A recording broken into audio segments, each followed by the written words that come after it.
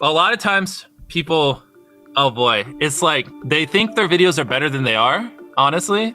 And tell them, Jimmy, tell them. I mean, they do that, and they have horrible friend groups because you really are like the type of YouTubers you hang around. It's getting people with the right YouTuber friend group that aren't pussies and will actually tell them when their content's bad and like actually roast it and help them get better in a nice, positive way. Your title and thumbnail set expectations. Like what you're saying is like, I like bananas, and what you need is bananas are the best goddamn food on the planet. Like that's the type of opinion you need. Like you need something like how to get 100 million views on YouTube, or not even that. That's not strong enough. You need something that makes people go, what the fuck? What the fuck did he say in that video? What the fuck? I need to know. At the very beginning of the video, to minimize drop off, you want to assure them that those expectations are being met. Match the expectations, and then you want to exceed them. So you want to assure people that what they clicked on is what they're getting, and then blow their mind and be like, but you're also getting even more. Anytime you say the word algorithm, just replace it with audience. The algorithm didn't like that video? No, the audience didn't like that video. If I wasn't retaining a viewer, just wouldn't make sense for you to promote it. Why would you promote a 10-minute video that people watch an average a minute and a half? I mean, every video, even the stupid ones, I learned something. You know, that's something I try to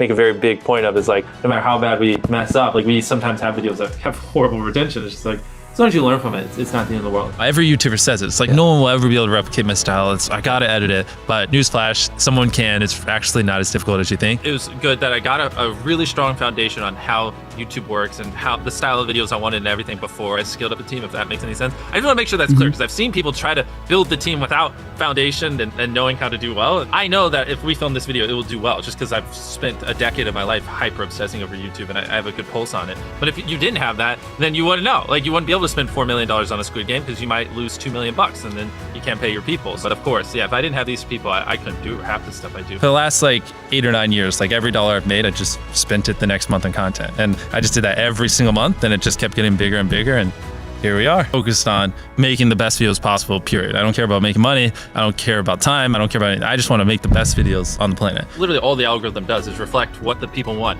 to a T. And if you deny that, you just make terrible videos and are trying to find a scapegoat. We do our videos in other languages as well. If you Google it, it's like only whatever, less than 10% of the world speaks English. So 90% of the world can't even enjoy your content. And when I realized that, I was like, wait a minute, 90% of the world can't even watch this stuff. Like we just started doing this like 6 months ago, and it's crazy like how viral some of these videos are going. 51 million. In Spanish, the guy who does my dubs is the same guy who dubbed Spider-Man. We managed to convince him. So a lot of those comments are like, why does he sound like Spider-Man, or is MrBeast Spider? You know, sometimes we're filming for 3 or 4 days, like 10 hours a day, you know, 30, 40 hours of filming plus months of setup, whereas most creators probably film for a couple hours and set up for a day. By always doing all those things, it just distinctively sets it so far apart that it's basically, in my head, it's like, why would you not watch? A lot of people aren't willing to put in 10 hours days because they don't like what they're doing. So it's finding what they enjoy, because it is like a long grind. Like you're doing it for years, not months. So if you don't enjoy it, then you're gonna burn out. I just had the blessing of finding what I loved at a young age. So like, because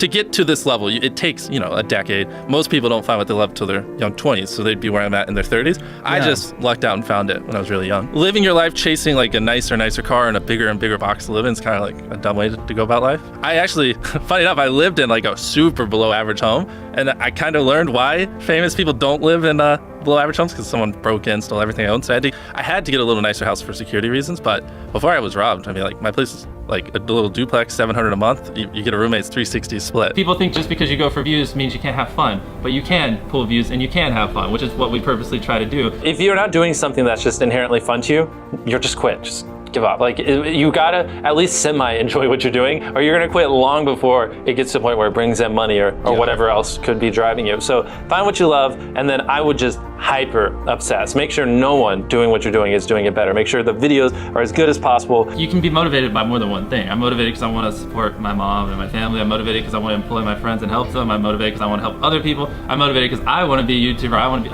I feel like that's another misconception. You can have lots of things that drive you. You know? Absolutely. Yeah. Absolutely. So I mean, like, there's just tons of stuff that drive me, and everything drives me to wanting to be a YouTuber. So we kind of obsess over it. Some minor tips I could give is like, if somehow you could have a payoff at the end, then more people are gonna watch to the end just to see what happened. Whichever one of these 456 people survives the longest wins 456 grand.